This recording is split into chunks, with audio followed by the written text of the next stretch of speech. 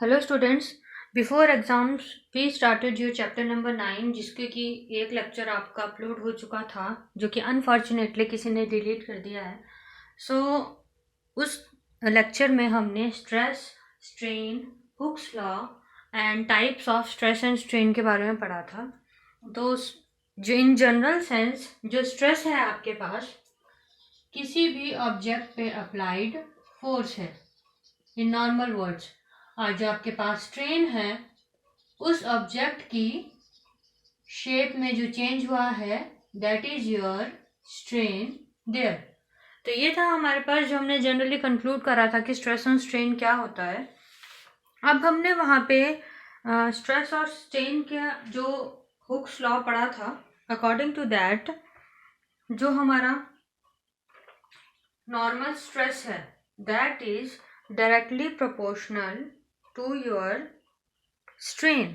मतलब कि according to Hooke's law जितना आपका स्ट्रेस होगा उतना ही आपका स्ट्रेन होगा।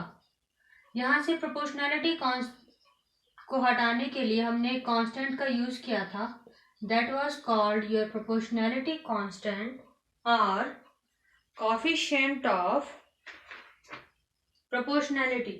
ठीक है, नहीं, कोएफिशिएंट ऑफ इलास्टिसिटी। इलास्टिसिटी मतलब how much an object is able या how much an object can change its shape.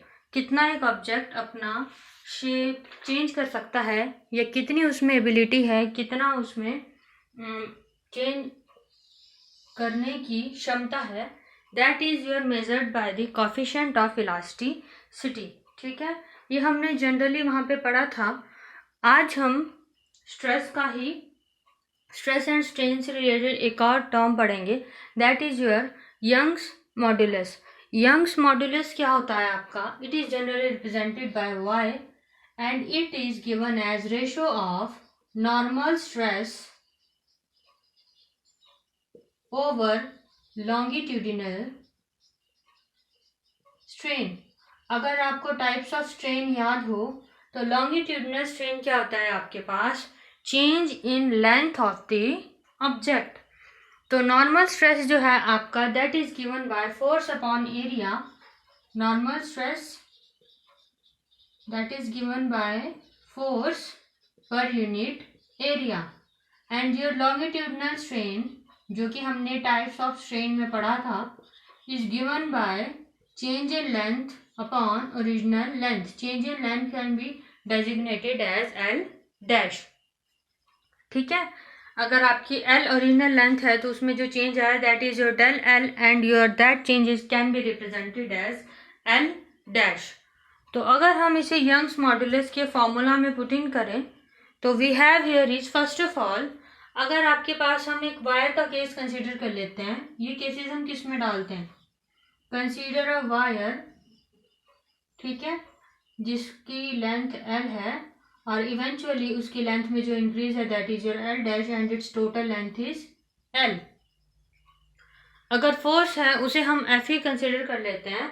Late force applied is F and your area, area किसका लोगे आप? Area of cross section that is your circular end of the wire.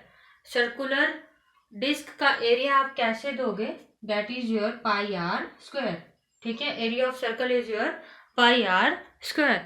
तो Young's modulus में अगर हम ये terms put करें तो y is equal to, first of all we have normal stress is F upon A and longitudinal strain is L dash upon L। So F pi r square into L dash into L। ठीक है, ये इधर numerator में चला गया और ये denominator में आ गया। ठीक है, नॉर्मली आप इसे ऐसे ही लिखोगे ना, F upon A multiply by L upon L dash. तो मैंने बस वही लिखा है F upon pi r square multiply by L upon L dash. This is your Young's modulus. So your Young's modulus can be given as F pi r square into L upon L dash. मतलब Young's modulus में आप क्या measure करोगे?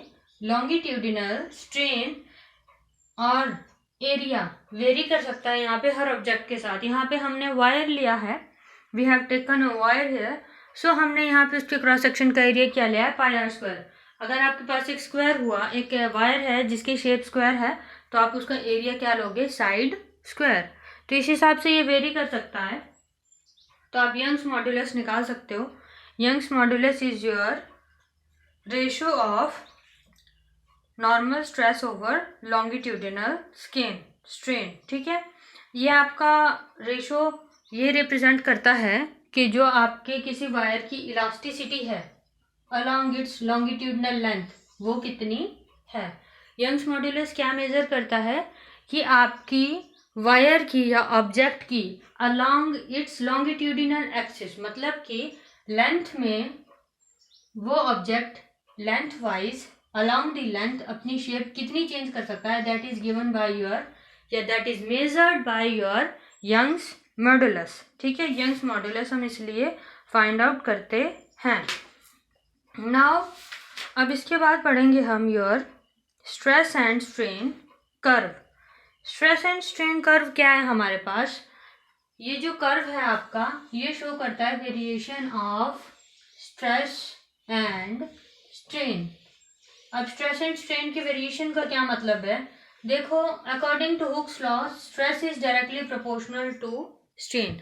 Stress जो है वो directly proportional होता है किसके, स्ट्रेन के। मतलब कि दोनों ही चीजें एक दूसरे के क्या है, डिपेंडेंट। दोनों ही चीजें एक दूसरे पर डिपेंड करती हैं। जितना आपका स्ट्रेस बनेगा बढ़ेगा उतना ही आपका स्ट्रेन बढ़ेगा, मतलब कि जितनी आप फोर्स अप्लाई करेंगे ऑब्जेक्ट की शेप उतनी ही चेंज होगी। तो एक ऑब्जेक्ट की चेंज एट डिफरेंट पॉइंट्स पे कैसे चेंज होगी वो हम किससे स्टडी करते हैं, that is your stress and strain curve.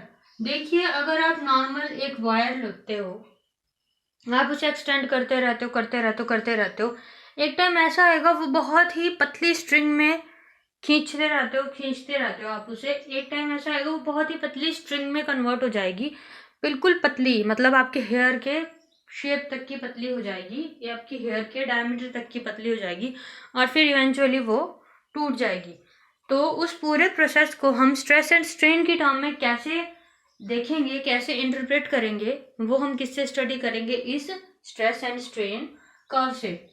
So stress and strain curve में जिसमें हमारे अलोंग वाई एक्सिस हम क्या लेते हैं, stress, and your along x axis हम क्या लेते हैं, स्ट्रेन। तो एक कर्व प्लॉट करते हैं। First of all according to Hooke's law stress is directly proportional to strain, मतलब कि जितना आपका स्ट्रेस होगा उतना ही आपका स्ट्रेन होगा। बट एक टाइम ऐसा आएगा कि जो एबिलिटी होगी वायर की वो उतनी नहीं रहेगी, मतलब वायर पतली हो जाएगी। तो अगर आप कम फोर्स भी लगाओगे तब भी वो क्या करेगी, लॉन्गिट्यूडनल वाइज मतलब उसकी लेंथ बढ़ेगी। देखिए एक टाइम ऐसा था जब उस वायर की जितनी आप फोर्स लगा रहे थे उतनी ही उसकी लेंथ बढ़ रही थी। पर एक टाइम ऐसा आएगा आप कम फोर्स लगाओगे ना तो भी लेंथ ज़्यादा बढ़ेगी, मतलब कि स्ट्रेस कम है पर लेंथ क्या है, बढ़ रही है। तो ये कर्व कुछ ऐसा आएगा। ठीक है, फिर एक पॉइंट ऐसा आएगा कि आप जो फोर्स लगा रहे थे, हल्की फोर्स, कम फोर्स, आप वो भी हटा दोगे और वो वायर क्या है, खुद ही उसकी लेंथ बढ़ती रहेगी, क्योंकि अब उसमें इतना इनर्शिया ही नहीं बचा कि वो अपनी शेप मेंटेन कर पाए। So that can be represented by this, कि आप थोड़ा नीचे, आप फोर्स नहीं लगा रहे हो बट उसका जो लेंथ है that is it's strain is increasing. फिर एक पॉइंट ऐसा आएगा कि वो जो पूरी आपकी वायर है that will eventually break down, वो वायर टूट जाएगी, आप उसमें कोई फोर्स नहीं भी लगा रहे हो तब भी। तो at that point it can be represented as this. ठीक है, हल्का सा फोर्स लगाओगे आप उसमें और वो वायर क्या हो जाएगी, टूट जाएगी। तो ये जो मैंने आपको पूरा प्रोसेस बताया है, फर्स्ट ऑफ ऑल एक पॉइंट जहाँ तक आपका स्ट्रेस और स्ट्रेन हुक्स लॉ को ओबे करता है that can be given as point P. ठीक है, फिर एक ऐसा पॉइंट बताया मैंने जिसमें आप फोर्स लगा रहे हो बट कम अमाउंट में लगा रहे हो और आपका स्ट्रेन प्रोड्यूस हो रहा है, that is can be plotted as point E. ठीक है, इन डिफरेंट पॉइंट को हम स्ट्रेस एंड स्ट्रेन के एक पर्टिकुलर टर्म में क्या बोलते हैं या क्या लिखते हैं वो हम देखेंगे। ठीक है, ये रहा आपका पॉइंट पी एंड पॉइंट ई। इसके बाद आपको मैंने एक पॉइंट कहा ए, जिसमें आप बिल्कुल भी स्ट्रेस नहीं लगा रहे हो, फिर भी आपकी जो है वायर की लेंथ क्या है, इंक्रीज हो रही है। फिर आता है आपका एक पॉइंट सी, जिसमें जो वायर है वो इतनी पतली हो चुकी है कि बिना फोर्स या हल्के फोर्स लगाने पर भी वो एकदम टूट जाती है। ठीक है, सो ये है आपका स्ट्रेस एंड स्ट्रेन कर्व। अगर आप इसे फॉर्मल लैंग्वेज में लिखोगे, देखिए फॉर्मल लैंग्वेज बिल्कुल रटने की जरूरत नहीं है, आपको पता होना चाहिए, मेन टर्म्स आपको पता होनी चाहिए। ये नहीं है कि आप अपनी तरफ से टर्म्स भी बनाओगे, बट फिर भी आपको थोड़ा बहुत पता होना चाहिए कि फॉर्मली आपको लिखना कैसे है। फॉर्मली मतलब एक पर्टिकुलर तरीके से। ठीक है, तो आप लिखोगे this graph shows the variation between stress and strain along y axis you have stress and along x axis you have strain। इतना आपने लिख दिया, ये ग्राफ आपने प्लॉट कर दिया। ठीक है, at point P, first of all हम इसमें क्या करेंगे, पॉइंट्स डिस्कस करेंगे। एट पॉइंट पी मैंने आपको क्या किया, कहा कि ये क्या ओबे कर रहा है, हुक्स लॉ। आपको 3 चीजें याद करनी है। एक तो इस पॉइंट का, पर्टिकुलर पॉइंट का नेम क्या है, हुक्स लॉ ओबे कर रहा है या नहीं है, फोर्स अप्लाई वहां पे है या नहीं है, और अगर फोर्स अप्लाई है तो उस हिसाब से कितना लॉन्गिट्यूडनल चेंज आ रहा है। ठीक है, एट पॉइंट पी जो आपका हुक्स लॉ है वो ओबे हो रहा है from point O to P, मतलब OP represent that stress is directly proportional to strain, मतलब up to point P Hooke's law obey हो रहा है। तो देखो यहाँ पे क्या है, प्रोपोर्शनैलिटी है, तो point P is called your proportional limit. ठीक है, प्रोपोर्शनैलिटी है तो आप याद रख सकते हो कि इस पॉइंट का नाम क्या है, प्रोपोर्शनल लिमिट। मतलब इस लिमिट तक जो आपका स्ट्रेस और स्ट्रेन है वो क्या रहेगा, प्रोपोर्शनल। मतलब जितना आप स्ट्रेस लगाओगे, जितना आप फोर्स लगाओगे, उतना ही उसमें चेंज होगा। ठीक है, अब पॉइंट पी के बाद क्या होगा, after point P at point E आप क्या कर रहे हो, जो आप अपना स्ट्रेस है उसे कम लगा रहे हो, but your wire is eventually increasing its length. आप स्ट्रेस कम लगा रहे हो बट फिर भी आपकी जो वायर है वो अपनी लेंथ इंक्रीज कर रही है। ठीक है, so this is called your elastic region. Elastic region कौन सा है आपका, P to E। क्यों है इलास्टिक रीजन, क्योंकि कम फोर्स में भी जो वायर है वो फ्लेक्सिबिलिटी शो करते हुए अपनी लेंथ इंक्रीज कर रही है। और जो पॉइंट ई है आपका, उसे क्या कहेंगे आप, इलास्टिक लिमिट। मतलब इस लिमिट तक क्या है, जो वायर है अपना थोड़ा बहुत लेंथ इंक्रीज कर पा रही है। नाउ बियॉन्ड द पॉइंट ई, अब पॉइंट ई के बाद आपके पास क्या है, पॉइंट ए। पॉइंट ए पे मैंने आपको क्या कहा, the strain increases much more rapidly with stress. जो आपका स्ट्रेन है, दैट इज योर लेंथ है, वो बहुत ज्यादा बढ़ेगी, strain increases more rapidly with stress. मतलब आप स्ट्रेस कंपैरेटिवली बहुत ही लो अप्लाई कर रहे हो या नेग्लिजिबल अप्लाई कर रहे हो, मतलब आप अप्लाई कर ही नहीं रहे हो, तब भी जो आपका स्ट्रेन है वो क्या, इंक्रीज हो रहा है। ठीक है, तो दिस रीजन मतलब OPEA, ये क्या है, एट पॉइंट ए पे आपको क्या मिलेगा, एक परमानेंट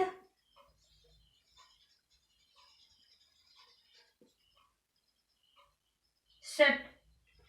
परमानेंट सेट का क्या मतलब है, इस पॉइंट का नेम भी यही है, क्या है, परमानेंट सेट। पॉइंट ए पे क्या है, वायर अपनी जिस पोजीशन पे आ जाएगी वो वापस वहां तक नहीं जा पाएगी। मतलब कि ई तक, ई वॉज योर इलास्टिक लिमिट, वहां तक अगर आप वायर को खींच रहे थे वो अपनी पोजीशन को रिटेन कर रही थी, बट पॉइंट ए के बाद वो अपनी परमानेंट पोजीशन, मतलब कि उसकी एक्चुअल पोजीशन जो उस पर फोर्स अप्लाई करने से पहले थी उस पर वापस नहीं जा पाएगी। तो वो क्या उस शेप को एट पॉइंट ए पे उस शेप को परमानेंटली एक्वायर कर लेगी। तो point A is your permanent set. ठीक है, अगर आप ये चीजें याद रखोगे, जैसे कि आपका first of all proportionality limit, elastic region, permanent set, तो आपको पता चल जाएगा कि आपको हर पॉइंट के साथ क्या लिखना है। ठीक है, next is your after point A plus point C. After point A क्या है? Point C.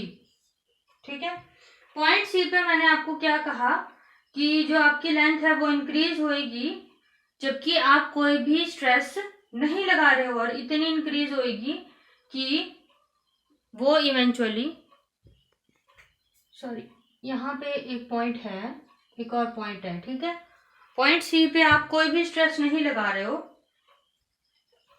No stress but strain occurs.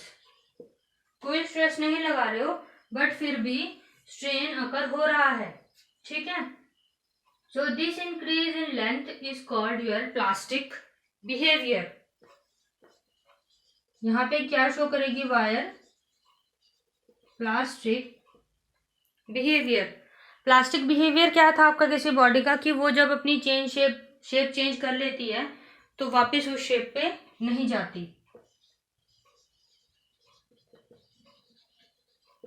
यहाँ पे हमने स्ट्रेस थोड़ा रिड्यूस करा, यहाँ पे हमने उससे भी कम करा, और यहाँ पे बिल्कुल ही स्ट्रेस लगाना बंद कर दिया, बिल्कुल ही फोर्स अप्लाई करना बंद कर दिया।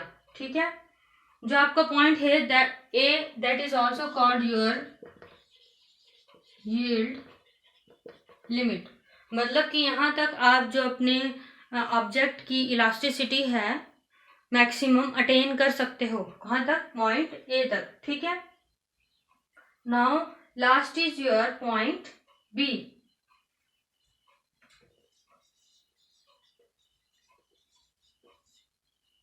पॉइंट बी पे क्या है? आपकी जो वायर है वो इतनी थिन हो जाएगी कि अल्टीमेटली वो टूट जाएगी। तो that is your breaking point. मतलब कि जहाँ पे आपकी वायर इवेंचुअली विद और विदाउट स्ट्रेन जो है, आपका स्ट्रेस बिल्कुल भी शो नहीं होगा, और आपकी जो वायर है या बॉडी जो भी आप अप्लाई कर रहे हो, जो भी आप यूज कर रहे हो, वो क्या है? ब्रेक डाउन हो जाएगी। ठीक है, सो जो आपका रीजन है that is your E to B. E to B is your plastic region. देखिए, up to E you have elastic region, यहाँ तक, and after it you have plastic region. मतलब कि आफ्टर पॉइंट ई जो भी शेप में change आएगा वो वापस उस शेप को रिटेन नहीं कर पाएगा। ठीक है, जो आपका ब्रेकिंग पॉइंट है वो किसकी वजह से होगा? ब्रेकिंग लोड की वजह से। ब्रेकिंग लोड आप कैसे फाइंड आउट कर सकते हो? That is equal to breaking stress into area of cross section. मतलब उस पॉइंट पे जो फोर्स अप्लाई हो रही थी,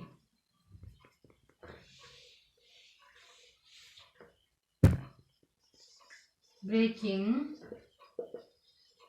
load is equal to breaking stress into area of cross section. तो ये था आपका आज का lecture in which we studied about your Young's modulus and stress and strain curve. अब आपके लेक्चर्स कुछ दिन up to date 5 of October आपके लेक्चर्स डेली अपलोड होंगे। उसके बाद कुछ आपको 15 डेज का गैप मिलेगा due to my certain personal issues या फिर माई exams literally.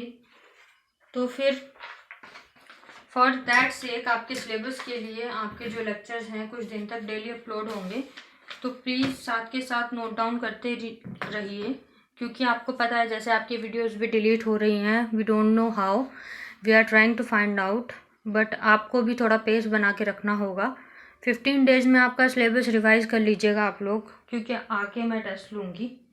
So thank you, this is all for today.